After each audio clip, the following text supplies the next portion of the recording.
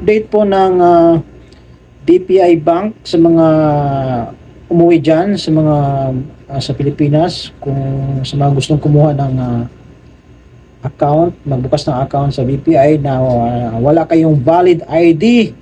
So ito po yung update ng BPI. Pwede nyo pong gamitin yung digital ID nyo na national ID. Na nasa e-gov po yan, guys. Makita mo yan doon sa e-gov na application. So pwede yun gawin mong valid ID. Papakita mo lang yun. Buksan mo lang yung e-gov mo, makikita mo yung digital ID mo na national ID. Kasi yung national ID, guys, matagal po yan makuha. Ayan sa akin, so 2 taon na yata yun sa akin, hindi ko pa nakuha.